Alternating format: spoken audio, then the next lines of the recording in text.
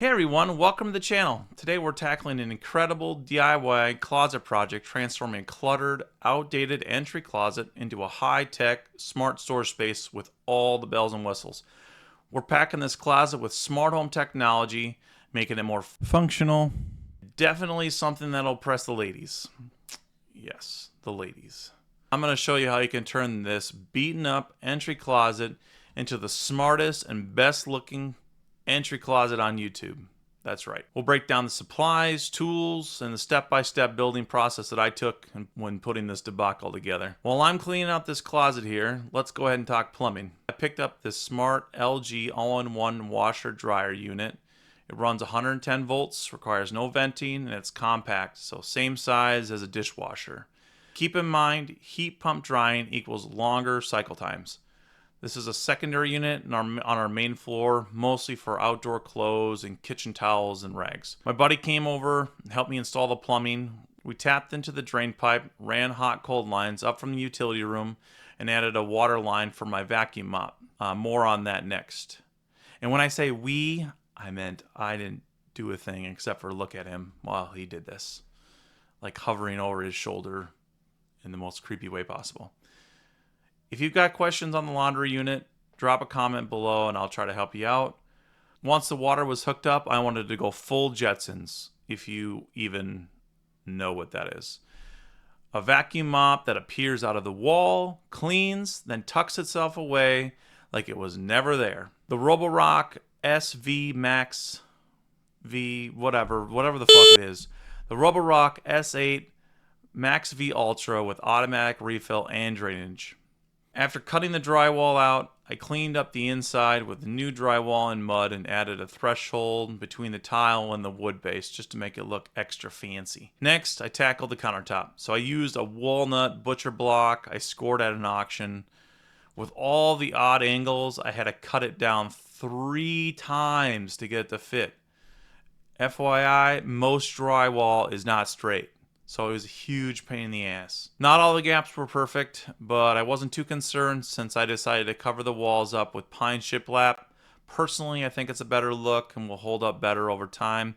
But if you want to do this and save a little bit of money, you can go ahead and just paint it, or you can use some wallpaper. And I've done that on some of my other projects. Then I jumped back to the Roborock garage door. So I reused shiplap from the past project that I'd already done. I cut it to fit and built a swing door using a special hinge from Rockler. If you don't know what Rockler is, it's basically a woodworking retailer, and they have everything you need for woodworking. It is like a candy store for lonely adults. Yeah. If you're doing something similar, you'll want this hinge, and I'll put the link in the description. Now, it's time for the smart magic to automate the vacuum door. Okay? So I used the Zeus Zen 53 DC motor controller. I also use a 12-volt actuator motor and a 12-volt power supply. Zeus support is awesome. They'll help you wire it up. This is the only company I know that's out there that will support their hardware like this. I also added a Zeus Zen 11 Q sensor inside as a failsafe. So using Home Assistant, when the vacuum is active, the door opens. But also, the motion will also trigger the door to open just in case you run into some issues.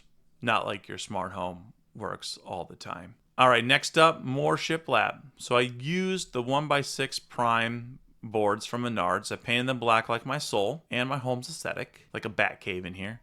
It took forever, but I didn't want to take any shortcuts. I nailed it in without any glue since the cabinets were going to go in front of it, and I didn't want to have to deal with glue if I ever wanted to remove it, in case shiplap goes out of style someday. I don't know. I removed the old double bypass doors. After overthinking it several different times, I settled on using a single large barn door instead of the double bypass. Why?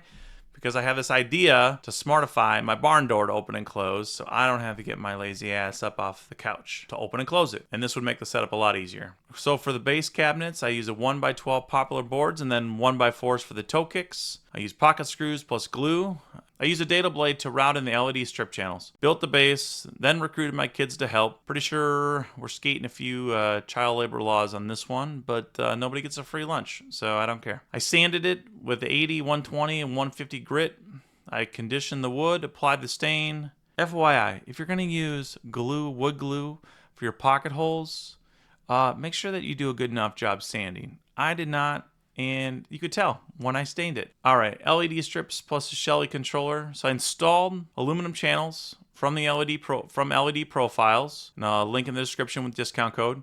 I use a Joylit 24-volt LED strips powered by a Shelly RGBW2 smart controller. I also use a power supply off of Amazon. I borrowed this idea from Rob on the hookup. He did a video last year where he put LED strips in his bookshelves, and I pretty much stole every part of it. I used 3D printed Shelly mounts for a clean look, which I also stole from somebody online when I printed that. Thingiverse is such a great thing for printing LED things where you don't have to create things on your own. I also use 18 gauge stranded wire, shrink tubing, and then obviously I use soldering gun and solder. More smart devices, so I installed the Zeus Zen 42 water leak sensor behind the laundry unit, just in case my laundry hookup job was subpar.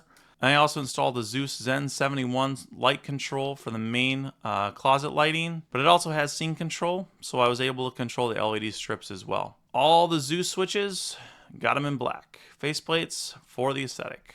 I think you're seeing a trend here. Next up was the upper cabinets. So I built the upper cabinets 1x16 popular boards, cut them down to 13 inches deep, and then sized to fit the standard 13x13x13 storage cubes.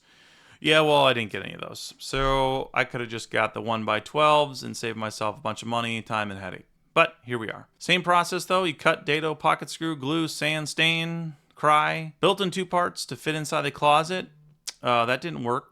I still had to do an on-the-fly cut to squeeze these bad boys in, but eventually got them in with some anger and some crying. Made it work. I hit all the LED wiring and got everything mounted, and thank God it worked. Since I own a granite countertop business, I had to add some stone somewhere, so I used a leftover piece to cap the bump out. If you're in the Minnesota market and looking for countertops though, you can hit me up. Go ahead and I'll put my contact information in the description. I added aluminum hangrail for storage, and then I also added the commercial electric smart RGB flat panel for light on the inside. The light uses hub space, and with Home Assistant I was able to connect it directly to the Zeus switch and the scene control. Alright, next up is barn door automation, the big one. So back to the barn door. So I wanted to automate it so it opens before the vacuum runs. I tried using a Sunfi blind battery motor, but that didn't work. So I just switched to a 110 volt setup controlled by the Zeus Zen 53 motor controller again. I use a 3D printed inserts for inside the wheel to mount the motors directly, and I also 3D printed motor housings to stabilize and hide all the motor components. Wired it all up, mounted the controller to the back of the door. With Home Assistant, I was able to automate the movement and then set up open and close limits, and that's it. If you've got questions, ideas, or suggestions, drop a comment below. If you like this crazy DIY smart closet transformation, please like, subscribe, and share with your fellow DIYers. Also, if you want to check out our podcast, DIY Smart Home Guy, we host a podcast called Technical Difficulties. And anyways, thanks for watching, and I hope to see you on the next project. Talk soon.